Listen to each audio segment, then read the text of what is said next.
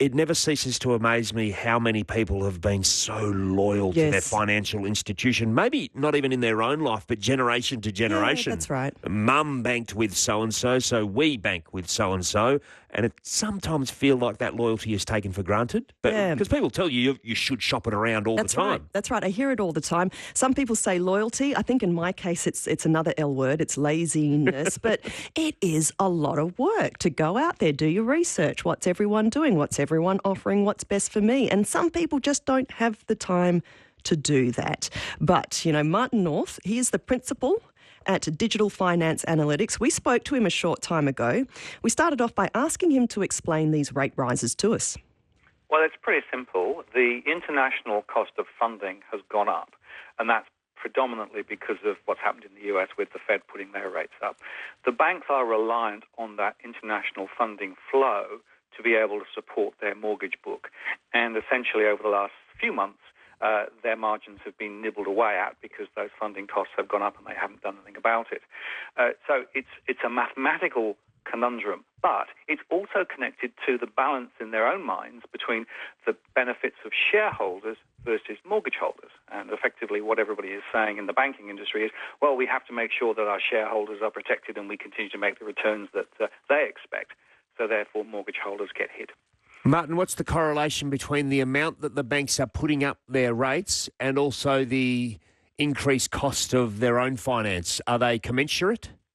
Well, I think that you probably would expect rates to go even higher if all of the funding costs were effectively translated through to the mortgage sector. So what's happening at the moment is that the depositors are finding that their rates are going down, so effectively the banks are stealing a little bit from there, and of course they're also taking now more on the mortgage side of the book.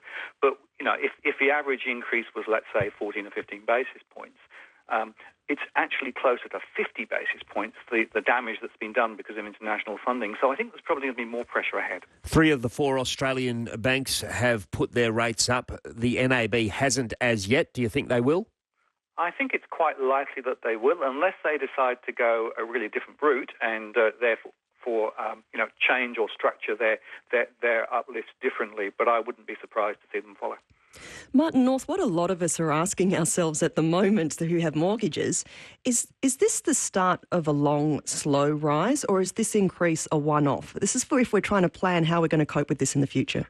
Yes. Well, of course, the fact of the matter is that for most households, the mortgage repayment is just part of the payment pattern for each month, because you've got to look at it not just from a mortgage perspective, but other costs of living, fuel, electricity, childcare, healthcare costs. So the surveys that I run talk to households and they say, boy, we're seeing considerable pressure across the board. So effectively it's tougher and tougher to sort of keep our heads above water. Then you see the mortgage increase that we've had. And like I said, I don't think this is the end of them. I think we're going to see more rises later. And the thing that people have forgotten in all of this is that the average mortgage is way bigger than it was, let's say, 3 years ago. And the RBA rate is a lot lower now than it was 3 years ago. So effectively saying that there's no impact on households because they're lower than a few years back misses the point in my view. Martin North, Reserve Bank Governor Philip Lowe said this week that customers can shop around if they're dissatisfied with their bank, but we've heard there that 3 of the big 4 have lifted their rates and a 4th likely to follow. How much of the Australian mortgage market do the big 4 control? Can you go to other institutions? Yeah, well, they on average have, let's say, 80% of the market. And you can shop around. It depends the type of borrower that you are. So if you are a perceived low-risk borrower, so a low loan-to-value ratio and a good cash flow, then absolutely it is feasible to swap your mortgage to somebody else and get probably a better rate and save a bit of money. But I'm more concerned about the 40% of households who are locked into the mortgage they've currently got, but now are not actually fitting within the current lending standards, which are way tighter than they were a year ago. And as a result, they can't refinance. And unfortunately, it's often those people who are close to the wind that are precisely the ones who need to find that lower rate, and they're the ones that are locked out of it. So we have a lot of what I call mortgage prisoners now with the way that the industry has evolved. If you're outside of those parameters, those new or existing bank parameters, what power does the bank have? In terms of to continue to reprice, it's pretty much, they can do whatever they like. Because if you are caught in the situation where you can't move to a lower cost provider, then effectively they have a pretty much a monopoly of you and your mortgage until your finances improve. And of course, the critical get-out-of-jail card is income growth. But frankly, I don't see much prospects of significant income growth over the next 2 or 3 years. So effectively, we've got people who are captive, and the bank's able to effectively milk them. We're talking to Martin North. He is the principal of Digital Finance Analytics.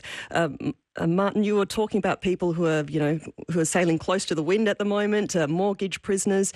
Can you tell us here in WA what particular areas are people really feeling the pressure?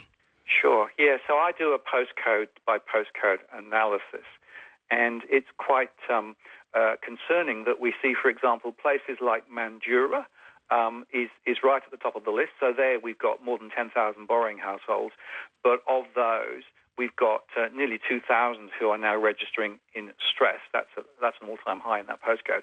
But even more worryingly, we've got more than 400 now potentially risking default over the next 12 months. And that's a combination of flat incomes, rising costs, and employment prospects as well.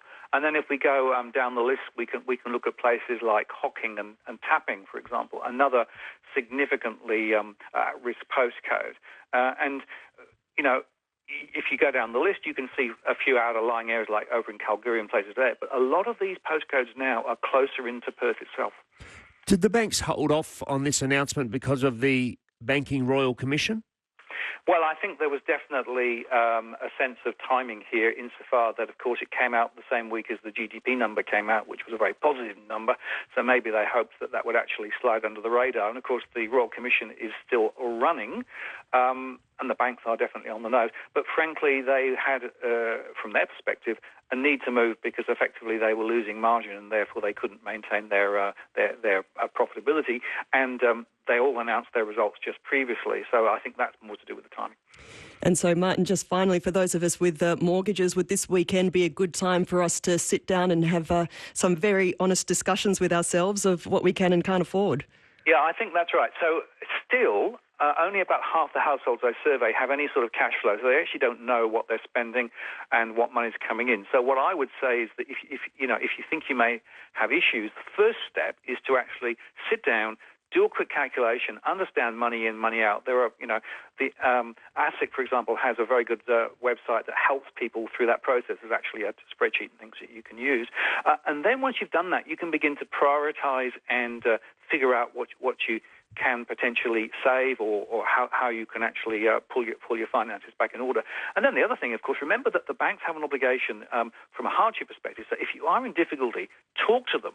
Don't just put your head in the sand, because essentially the longer you leave it, the more difficult you're going to be in. Martin, thank you for your time. Good to talk to you. Martin North, Principal at Digital Finance Analytics.